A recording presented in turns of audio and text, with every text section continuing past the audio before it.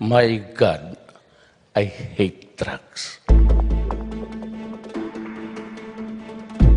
Boxing legend Manny Pacquiao successfully defended his WBA welterweight title against American fighter Adrian Broner. The boxing senator outclassed Broner via unanimous decision, with two judges scoring 116 to 112 and another putting it at 117 to 111. This is Pacquiao's first fight since turning 40, giving an impressive performance against a 29-year-old four-division world champion. The People's Champ, in a post-fight interview, said his career is not yet over. He then challenged Floyd Mayweather Jr. to come back to the ring, saying, quote, "If he's willing, I will fight him." Broner, meanwhile, insists he defeated Pacquiao. He says, quote, "Everybody who watched the fight knows I beat him." Joining us in the studio, our sports desk anchor, Andre Felix. Welcome to Newsroom Weekend, Andre. Hi, Mai. Nice to see you again. Thank you for having me. Thank you for joining us on a Sunday. I know, it's really great to be here. It's just chill, relax lang. And it's nice, especially after that huge fight in Las Vegas at the MGM Grand, of course, our very own boxing senator. And alam mo naman sinasabi ng mga tao, di ba? Pag may laban si Pacquiao, tumutigil ang mundo natin. So it's just a great great win for Senator Manny Pacquiao. What did you think of the fight, though? And ano yung sinasabi ni Broner na nanalo daw siya? Alam mo, nakakatawa. It was funny because after the fight, di ba, the interview, sabi ni Broner, you know, I won that fight. I beat that man. But if you take a look at the numbers, if you want to go by the numbers, he didn't even throw half of the punches as Manny did. And of course, this is Manny's 70th fight. There were doubts before the fight, diba? Kaya pa ba niya at 40 years old, first fight? He turns 40. Sabi ng mga tao, when you turn 40, your body works differently. You may not be the same fighter as you were before. But looking at Manny Pacquiao after his training, he looks so parang condition na condition pa. Pwede pa eh. Tip-top shape. Yes. And syempre, of course, pinakita niya, hindi pa raw tapos yung kanyang karera. Talagang hindi pa, Mai. So what do you think of the age factor? Is age a huge factor in boxing? At 40, especially. Well, I think in any sport, it will play a factor. At some point, you know, Father Time is undefeated. Meaning, kumbaga, you're going to be a different athlete compared to your 20-year-old self, compared to your 40-year-old self. But still, Manny Pacquiao proved a lot of doubters wrong, that he can still go toe-to-toe with a boxer who's 11 years his junior, who's 29 years old, Adrian Broner, who's like a mini Mayweather, talks so much. Like, yung katawan niya, ang laki, di ba? Oh, pero, di ba, sabi nga natin, Mai, we were talking before the show, condition na condition si Broner. His body is like in tip-top shape, but against Pacquiao, you know, that 7th round, I think that started it, that really, kumbaga, this is going to be Manny. But he dictated. And like his experience showed. Oh, yeah. His experience showed. I think that age factor, because Manny has been through so many fights in the past, has fought so many legends also in the past, it just goes to show. Kaya nga he's deserving of this 117-111, 116-112, 116-112 unanimous decision. Okay, Dre, before I go to my next question, earlier we spoke with boxing analyst Mike Ochoa. Although most of those who've seen the fight thought that this was an easy win for Pacquiao, Ochoa says otherwise. I think the fight was good to watch. That's one. For boxing fans, it was an interesting fight. Broner came in ready. A lot of people underestimated Adrian Broner, but I think he came with his A game, good strategy.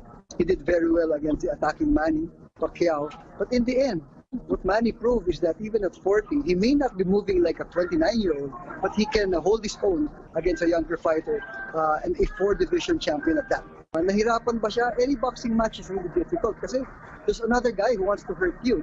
So every boxing match is difficult. It's not, I don't think it's fair to say that it's easy, but he did what he needed to do. He was very aggressive.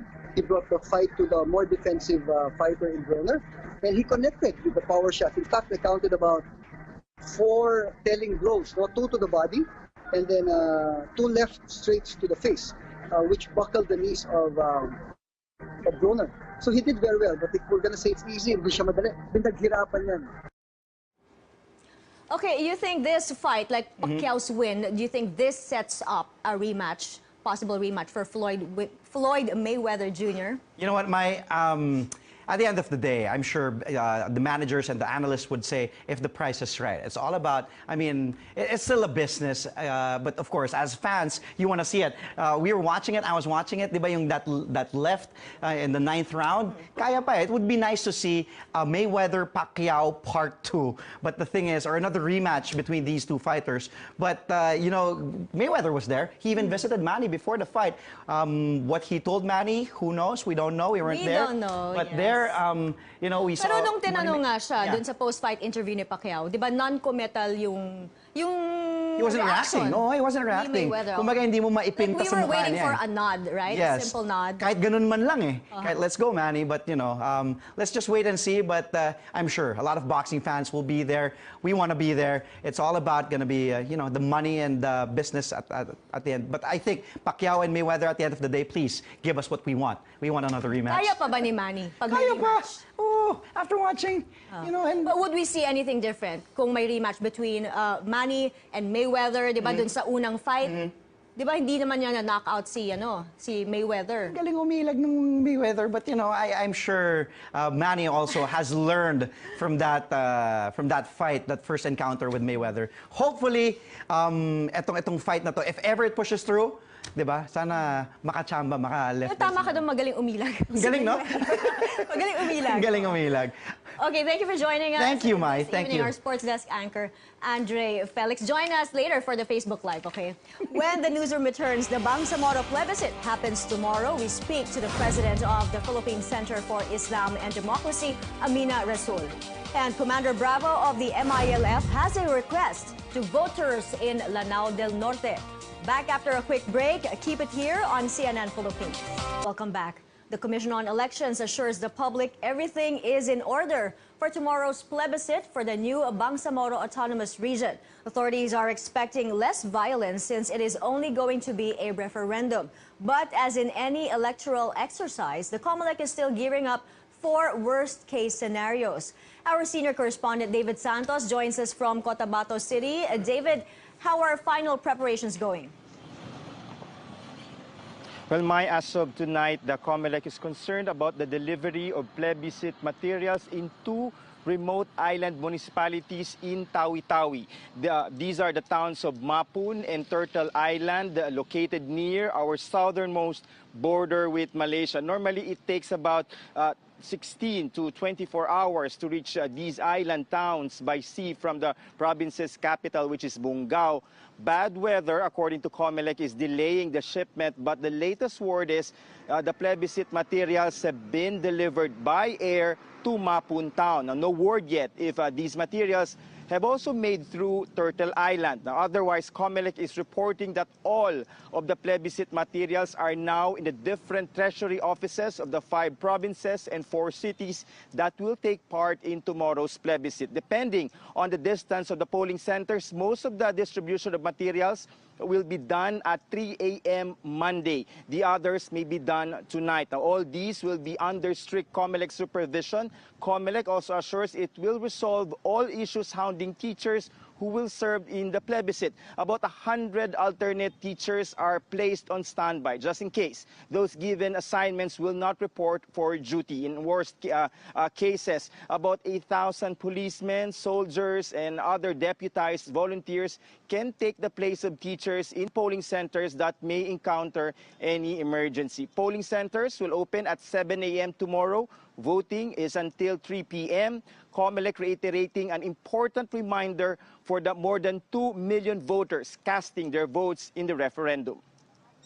And I would like to remind all the voters to please answer or to please fill up the ballots yes or no.